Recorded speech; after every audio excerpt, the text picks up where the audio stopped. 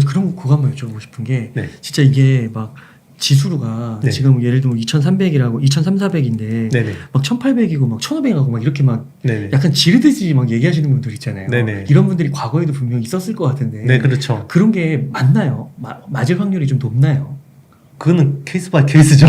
맞을 경우도 있어요. 네, 그렇죠. 금융위기 때 우리 그때 미네르바 기억나시나요? 네, 미네르바. 500인가 그렇죠. 뭐 그랬죠. 그렇죠. 미네르바가 500 간다 그랬을 때 다 그 900 깨졌을 때 사람들 공포에 질려가지고 다 던졌거든요. 네. 500 간다 그래서. 근데 그게 거짓말같이 바닥이었거든요. 900이? 네, 890인가 860 정도가 그래요? 바닥이었고. 뭐 그 코로나19 때도 그랬잖아요. 막 저게 1000 깨진다 막 그랬었는데 결국은 1460인가 바닥 잡고 올라갔거든요. 그렇구나. 그렇죠. 그게 경제 규모가 우리나라 경제 규모가 그때 비해서 몇 배나 지금 커졌는데 그렇죠. 그때 1600하고 지금 1600은 달라요. 완전 다른 거죠. 네. 지금 사실은 우리가 2300 정도 그러는데 사실 그 뭐 신규 상장이나 이런 것들 다 뭐 LG 엔솔이나 이런 것들 빼고 하면 거의 코로나19 이전으로 보면 거의 2000 막 한 100, 200까지 온 거예요. 2100 수준까지 내려온 거예요, 지금. 네. 충분히 많이 내렸다. 많이 내려간 거예요. 네.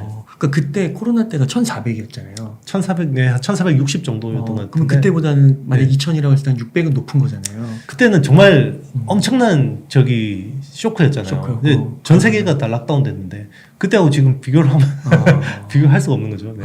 그 정도급은 아니기 네네, 때문에. 그렇죠. 그리고 또 경제 규모도 커지고. 그렇죠. 그리고 이제 어떻게 보면 지금 미국이 자신감을 가지고 금리 인상을 해서 유동성을 축소할 수 있는 거는 고용이 안정돼 있잖아요. 미국 고용 굉장히 좋습니다. 지금 실업률 3%대 정도니까 지를 수 있는 거죠. 뭐 다른 나라들은 상관할 게 아니고 일단 우리가 살아야 되지 이런 거기 때문에 일단 인플레 지수가 높으면 서민들 생활이 피폐해지고 결국 바이든에 대한 지지율이 떨어지잖아요. 지금 거의 최저 수준이니까 바이든이 그런 부분들 때문에 일단은 물가 잡아야 돼요. 바이든 입장에서는 물가를 잡아야 되고 그리고 이제 경기가 너무 또 빠그러지면 자기가 또 재선 안 될 거 아니에요. 그러면 이제 또 어느 순간 되면 금리를 또 낮출 수밖에 없지 않을까 인상하다가 그렇게 보는 것 같습니다. 네. 그러면은 저기 한 번 더 아까 앞서서 좀 얘기해 주셨는데 네네. 말씀드려보면 한 2,400인데 네네. 지금 이제 현금을 넣는 거예요. 네네. 분할로 딱 넣는데 네. 여기서 예를 들어 뭐 한 10%에서 20%는 좀 열어놓고 생각하고 사는 거네요. 네. 지금 만약 주식을 산다고 하면 뭐 그런 생각보다는요. 그냥 내가 만약에 뭐 1000만 원 했으면 이거 한 50번에 나눠서 사야지 생각하는 게 맞죠. 네. 그래서 자기가 보는 좋은 종목이 있으면 실제로 그런 분 있어요. 제 주변에는 그런 분이 있는데 주식을 원래 그 전에 많이 하던 분이 아닌데 이제 자기도 생각하니까 너무 싸니까 아주 그 위너죠. 사실 이분은 위너예요. 그래서 자기가 그렇죠. 좋게 보는 종목이 있으면 그날이 플러스면 하루에 20주를 사고요. 그리고 마이너스면 30주를 삽니다. 그래서 계속 모아가고 있는데요. 꽤 성과가 괜찮아요. 그러니까 어떤 분은 그러신다고 하더라고요. 이렇게 살 때 그 네. 오르는 날이면은 네. 맨 밑에 걸로 걸어놓고 네네. 그 다음에 떨어지는 날을 맨 밑에다 걸어놓는다고 하셨나? 아무튼 네네.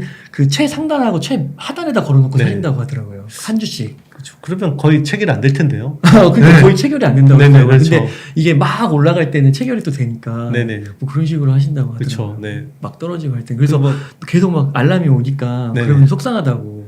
뭐 본인의 스타일인데 사실은 뭐 제가 선호하는 방법은 아닌 것 같습니다. 네. 그러니까 각자 그런 식으로 그러니까 네네. 한 번에 그 핵심은 다 사고 네네. 막 그렇게 서둘러서 살 필요는 없는 그렇죠. 그게 네네. 핵심인 거군요. 그렇죠. 네.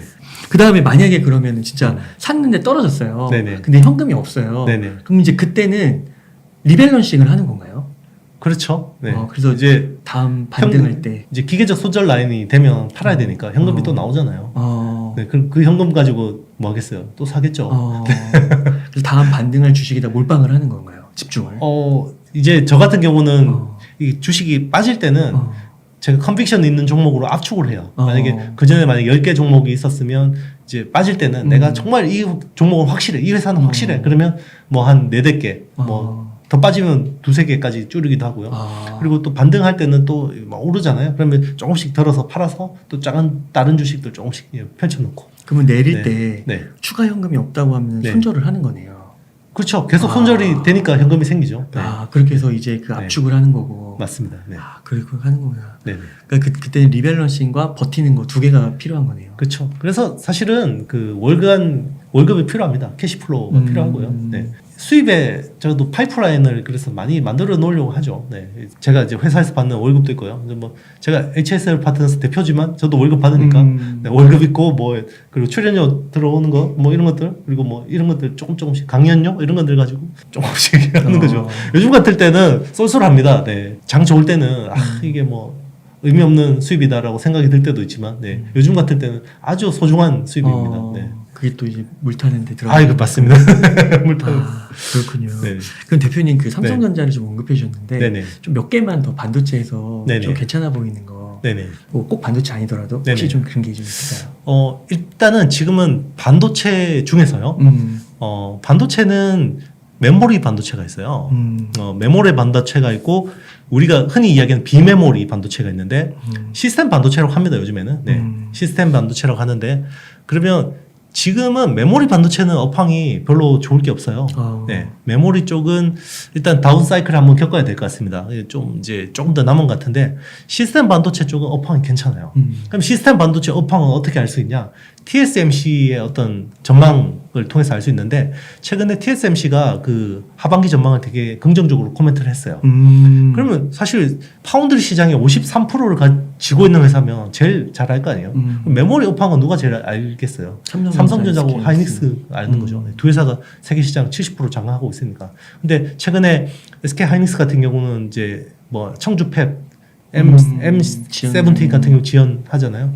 뭐 삼성은 지금 그런 움직임은 없지만 SK 하이닉스하고 마이크론은 투자를 좀 지연하는 업황이 그렇죠. 한 번은 이제 이게 턱이 있을 거라고 보고 있는 거고. 그렇구나. 오히려 파운드리 쪽은 지금 전 세계 정부 자금이 다 파운드리 쪽으로 몰리고 있고 그쪽 업황은 괜찮을 것 같다라는 거잖아요.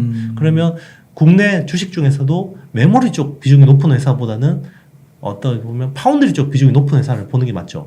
그러니까 예를 들면 그런 거죠. 글로벌로 봤을 때는 세계 1위 반도체 장비 업체가 어플라이드 머티리얼잖아요. 어플라이드 머티리얼즈는 시스템 반도체 매출 비중이 60% 70%대이기 때문에 괜찮아요. 그리고 뭐 랩리서치 같은 경우는 메모리 비중이 높아요. 그러면 두 개의 주가 흐름을 보면요. 랩리서치가 약하고 어플라이드 머티리얼즈하고 KLA 같은 경우는 좀 세요. 네, 이런 흐름들이 있거든요. 똑같이 우리나라에 대입할 수 있는 거죠. 뭐 메모리 쪽 비중이 높은 뭐 원익 IPS라든지 뭐 이런 뭐 테스 이런 업체들은 좀 약한데 오히려 시스템 반도체 쪽으로 노출도가 높은 뭐 한미 반도체라든지 뭐 이런 회사들 오히려 주가가 짱짱하게 좀 잘 버티고 있고 그리고 이제 뭐 후공정 쪽에 테스트 소켓 하는 회사들은 뭐 TSE, ISC 뭐 이런 회사들은 뭐 계속 괜찮은 흐름을 보이고 있죠. 그 소재 장비 네. 그런 쪽은 좀 어떻게 보세요? 방금 말씀드린 게 부품이고요. 이제 반도체 장비에 또 들어가는 소모품들이 있어요. 그게 이제 파츠라는 건데요.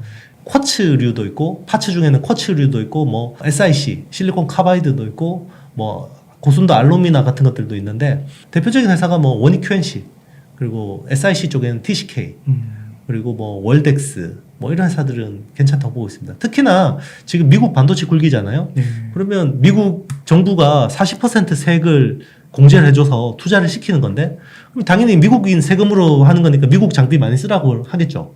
그러면 미국 장비 많이 쓰면 어플라이드 머티리얼즈, 랩리서치, 뭐 KLA 같은 회사들 장비 많이 쓸 건데 그럼 장비 쪽은 우리나라는 삼성전자, 테일러, 팹 정도 외에는 좀 수혜가 적을 텐데 대신에 어플라이드 머티리얼즈나 뭐 그 랩리서치에 부품을 납품하는 회사들이 있어요. 그게 이제 대표적인 게 월덱스나 뭐 원익 QNC 뭐 이런 회사들이죠.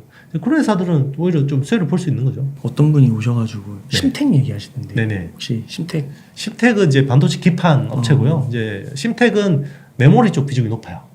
그래서 저는 지금 오히려 메모리 쪽보다는 프립칩 BGA 쪽이 좀 더 낫지 않나 개인적인 생각인데 그래서 뭐 대덕전자라든지 뭐 그런 회사들 되게 많네요 기업들이. 예, 그렇죠. 네네.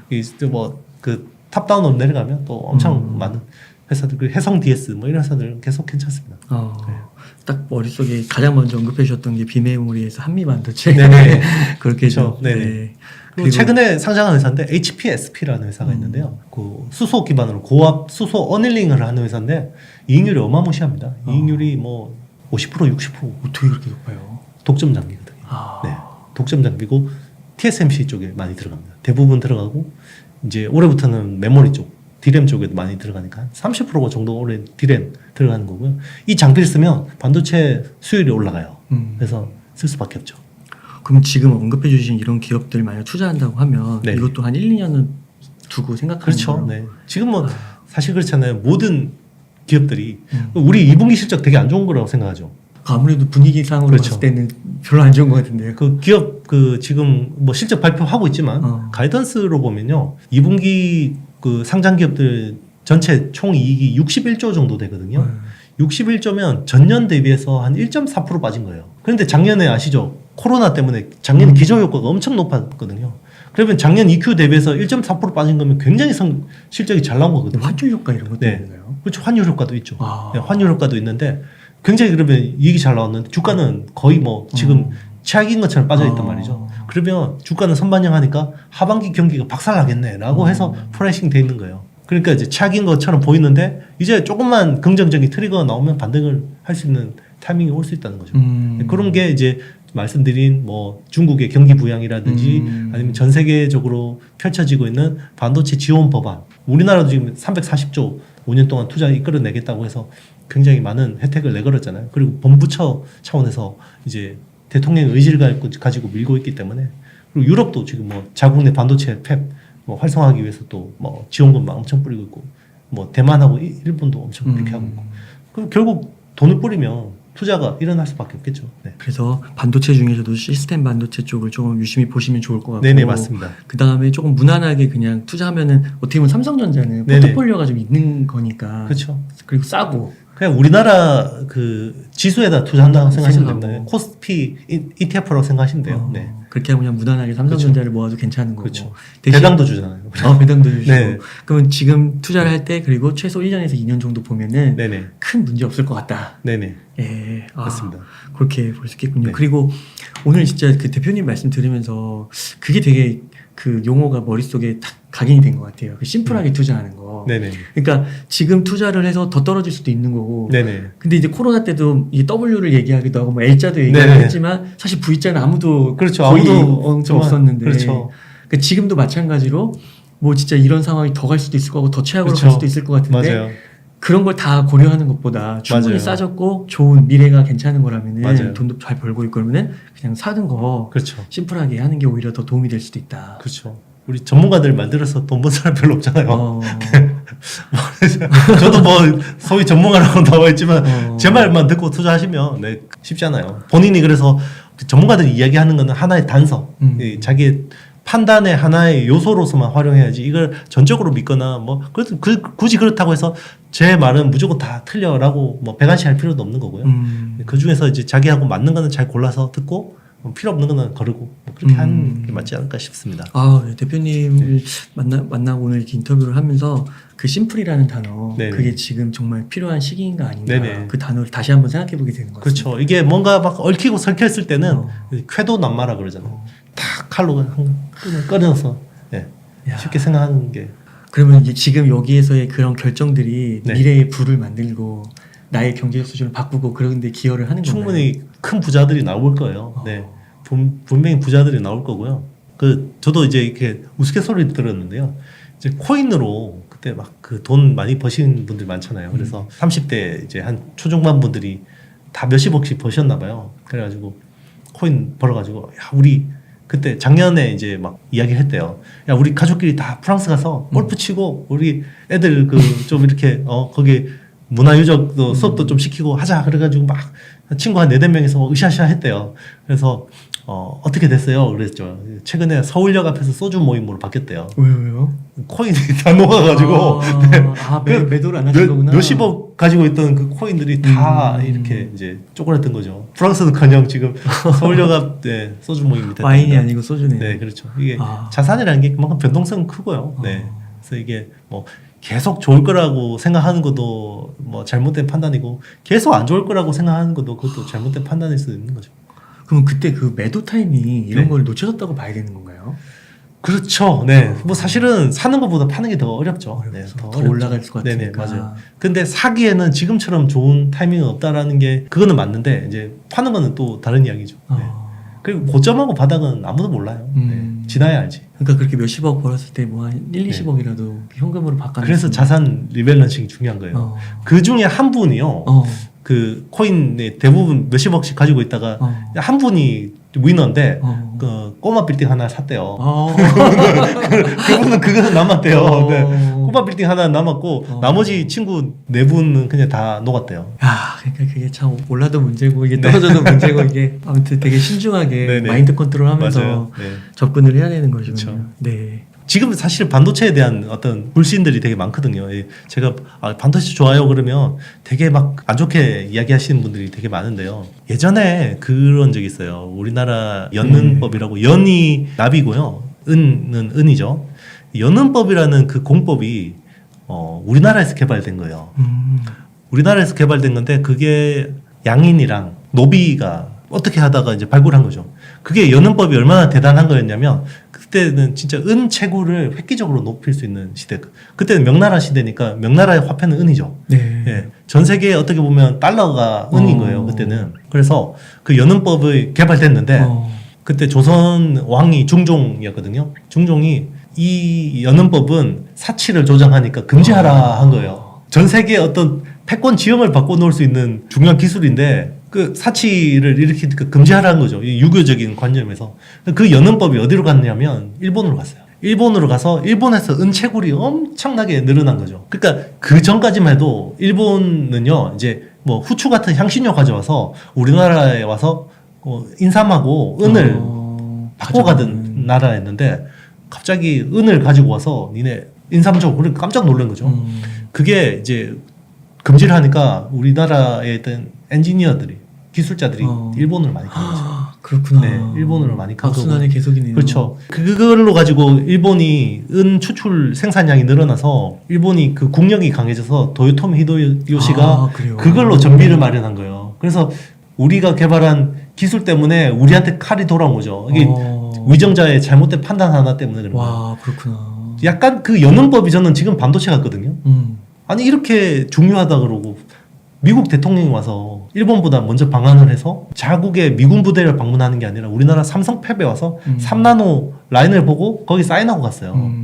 그만큼 중요하다는 거죠. 근데 지금 막 우리나라 주식시장에서 보면 반도체가 거의 뭐 아무 취급을 안 해주거든요. 약간 그때 뭔가 기시감이 들지 않나요? 우리가 우리의 가치를 잘 모르면요 나중에 이게 아주 큰 화가 돼서 돌아옵니다. 네. 투자자들도 그렇다고 해서 뭐 반도체 아무거나 투자하라는 건 아니고요. 정말 이제 한꺼풀 더 보라는 거죠. 지금이 사실은 다 모든 게 원유가 제일 중요한 것처럼 전 세계가 막 이렇게 보고 있지만 사실 원유보다 중요한 기초원자재가 반도체예요. 지금. 네.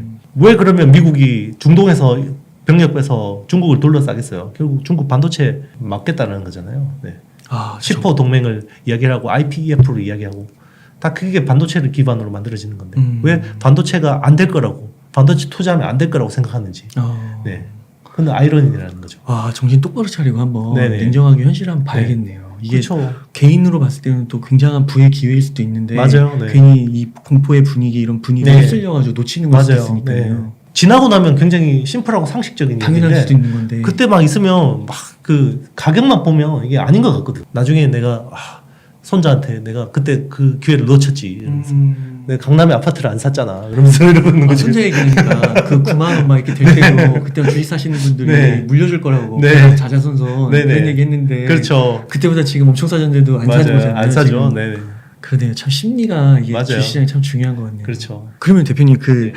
지금 예를 들어 삼성전자 같은 거 뭐 한 네. 30-40% 빠졌다고 했을 때요. 네네. 보통 평균적으로. 그럼 이게 시간이 지나면요. 네. 그 전고점을 회복하고요. 네네. 막 뭐 10만 전자, 15만 전자 네. 이렇게 갈 수도 있다고 보시는 거예요. 왜냐면은 그럼요. 약간 이제 유동성이나 이렇게 축소가 되잖아요. 네. 그러면은 결국은 주식을 누군가 사줘야 되는 건데 네. 그만큼 돈이 안 돌 것 같은데 네. 그러면은 그 전고점, 그 네. 코로나 때 엄청나게 풀린 그런 정도로 안 갈 수도 네. 있을 것 같다는 느낌이 들기도 돈이 없는 것 같죠. 돈이 어디 있을까요? 네. 미국이란 나라가 한 역사가 한 400년 되나요? 한 400년 되죠. 400~500년 되는데 미국이란 나라가 생긴 이래부터 계속 찍어낸 달러의 양이 한 1조 달러 정도 돼요. 금융위기 이전까지. 금융위기 이전까지는 1조 달러였어요. 전 세계 찍어낸 미국 달러의 총량이. 그 금융위기 딱 발생하고 나서 한 3년 동안에 찍어낸 달러의 양이 3조 달러예요. 3배. 네. 그 뒤로는 4조 달러가 됐어요. 전 미국의 어떤 통화 총량이. 그럼 이번에 코로나19 터져가지고요. 3개월 만에 3조 달러를 찍어냈어요. 3개월. 네, 그럼 7조 달러가 됐죠. 어. 그런데 바이든이 1.9조 달러, 한 2조 달러 정도의 또 부양안을 했죠. 그래서 9조 달러가 됐어요. 그 9조 달러 중에 얼마나 회수가 됐을까요? 거의 회수 안 됐어요. 거의 안 됐다니까요. 그러면 어딘가 돈은 잠겨 있는 거예요. 그럼 이제 유동성이라는 건 두 가지 측면에서 봐야 돼요. 이 전체 총량하고 회전량을 봐야 돼요. 회전량. 그러니까 유동성이 쫀다라는 거는 돈이 막 그 통화성수라는 게 그전에는 만약에 뭐 한 20배였다 그러면 지금은 막 위축되니까 사람들이 겁나니까 다 어디 잠겨놓고 있는 거예요. 이게 뭐 그러면 통화성수가 막 반토막 났겠죠. 그게 유동성이 줄어들고 있는 거죠. 또 조금만 좋아 보이면 또 나와요. 이게 어디서. 그래서 계속 나와요. 돈이. 네. 그러니까 그 9조라는 네. 그 달러가 그게 총량이 줄어들지는 않는 거고 그렇죠. 잠시 지금 어딘가에 잠겨 있는 거예요. 잠겨 네. 있는 거고 잠겨 있는 거예요. 움직여 있는 거예요. 조금씩은 계속 또 화폐량은 또 발행을 할 거고 그렇죠. 네.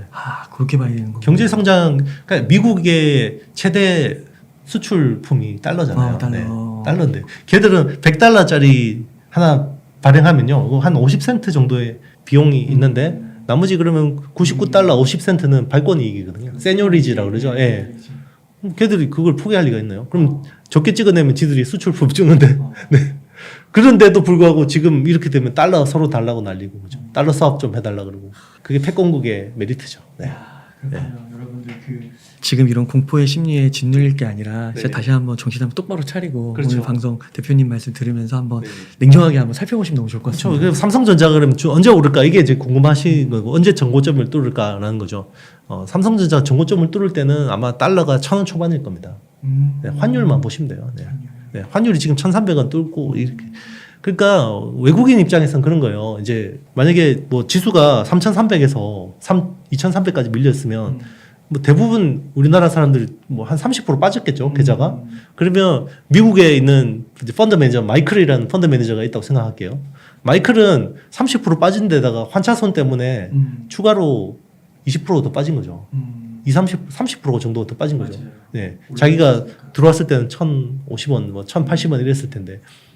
네. 그럼 외국인 입장이 얼마나 공포스러워요. 그죠? 주가도 빠지는데 환차손도 나니까. 그럼 지금 들어올 수가 없는 거죠. 1,300원. 이게 1,300원 뚫고 마디 하나를 통과해버리면 이게 1,400원 가도 안 이상하거든요. 그러면 뭔가 이게 마이클이 아무리 한국 시장을 좋게 보고 삼성전자를 좋게 봤다 그래도 거기 본부장이 야, 일단은 환율이 위험하니까 좀 일단 홀드. 이런 분위기인 거죠. 그러니까 환율이 근데 돌아서면 또 이게 두 번 먹는 거니까 환율로도 그렇죠. 먹고 주가로도 그렇죠. 먹고 그렇죠. 여기 방향이 그러면 꺾였다. 꺾였다. 네, 밑으로 1,300 밑으로 꺾였다. 그게 1,300은 되게 중요한 거예요. 1,300원. 그러면 1,300 뚫고 밑에 1,290원 갔다 그러면 이제 와 이게 추세가 하향이다 그러면 외국인 입장에서는 환차익도 있고 와 주식 상승 이것도 먹을 수 있고 네, 양방울을 먹는 거죠. 그 옐런 장관이 네. 오셨을 때 네. 잠깐 주식가가 폭등했었잖아요. 네. 한 3~4%. 네. 그게 약간 한미 스와프 이런 달러 걸로 수업 해줄 줄 알고. 해줄 줄 알고 네. 그런 게 좀 있었던 건가요? 네네 기대감이 있었죠. 그러면 이제 환율이 그 방향이 바뀔 수 있으니까. 그렇죠. 우리나라가 뭐 4,600달러의 뭐 외환 보유고가 있지만 저거는 언제든지 털어먹을 수 있다라고 생각하거든요. 외국인 입장에서는. 너무 적은 거예요, 네네. 생각보다. 그렇죠. 뭐 그렇기 때문에 일단은 이제 달러 스와프를 하면 일단 마이너스 통장 하나를 터놓는 거예요. 그 우리나라 입장에서는. 맞아요. 그러면 달러가 갑자기 막 그 수요가 몰려도 여기서 가져오면 되잖아요. 이제 그게 있는 건데 물론 칼집에서 칼을 꺼내지 않아도 이게 힘이 있는 건데 그걸 못한 거죠. 그러니까 지금 1,300원 넘었을 때 네. 삼성전자 주식을 사는 거랑 네. 또 이게 1,300원 밑으로 갔을 때 사는 거랑 네. 그때 또 이미 주가는 약간 이제 더 그쵸. 올라갈 수 있는 상황. 약간이 아니고 꽤 많이 차이 나 있을 거예요. 차이나 있어요. 그래서 이게 그냥 심플하게 네네. 생각해서 싸다 생각하면 네네. 사는 게 분할 매수하는 게 맞습니다. 아, 그 타이밍 재서 내가 뭔가 이게 조금만 보고 해야지 그러면 이미 알고리즘. 많이 먹을 게 없죠. 개인 투자자 입장에서는 진짜 좀 네. 심플하게 생각하고 한 1, 2년 이렇게 딱 보고 장기적으로 그렇죠. 그러면 네. 딱 될 것 같아요. 그렇죠. 그래서 나의 자산에서 일부 위험 자산으로 이제 그렇게 하는 게 맞고요. 네. 어쨌든 부동산도 있고 그죠. 뭐 예금도 있고 뭐 주식도 있고 이럴 거 아니에요. 그렇게 하는 게 맞죠. 그러면 대표님 네. 이게 조금 만약에 네네. 현금은 없는데 네네. 대출로 네네. 예를 들어 뭐 한 1억 정도를 땡길 수가 있는 거예요. 네네. 근데 한 이율이 네. 한 5% 정도 됩니다. 네네. 그러면은 이럴 때 네. 이거를 만약 땡겨서 네. 삼성전자 주식을 사는 거예요. 네네. 그런 방법에 대해서 어떻게 생각하세요? 그냥 5% 이상의 수익을 낼 수 있다라고 본인이 생각한다 그러면 충분히 할 만한 배팅인 거죠. 근데 5% 수익이 안 날 것 같아. 마이너스 날 것 같아. 그러면 이제 안 하는 게 맞죠. 근데 이제 철저하게 본인의 어떤 성향과 재무적인 상황, 컨디션에 따라서 다른 거기 때문에 저라면 5% 땡길 수 있으면 하죠. 장기로 할 수 있는. 장기로 이제 뭐 이게 변동금리가 아니고 이제 고정금리다 그러면 그러니까 하신다는 건 그만큼 싸다. 5% 수익은 낼 수 있으니까 1년에. 네. 그만큼 싸고 매력적이기 때문에. 그렇죠. 네. 그렇게 하시는 거군요. 네. 네, 오늘 대표님 그 여러 가지 면에서 이렇게 좋은 인사이트 많이 나누셔서 감사 말씀드립니다. 오늘 인터뷰 한 이 정도에서 마무리해도 괜찮으실까요? 예. 네, 혹시 뭐 끝으로 하실 말씀? 네. 뭐 다 했습니다. 네, 이렇게 출연해 주셔서 좋은 말씀 나누셔서 감사드립니다. 이렇게 해서 IT의 신, 투자의 신의 이영수 대표님을 모시고 이야기를 나눠봤습니다. 긴 시간 동안 유익한 이야기 많이 나누셔서 감사의 말씀드립니다. 오늘 고생 많으셨습니다. 네, 감사합니다.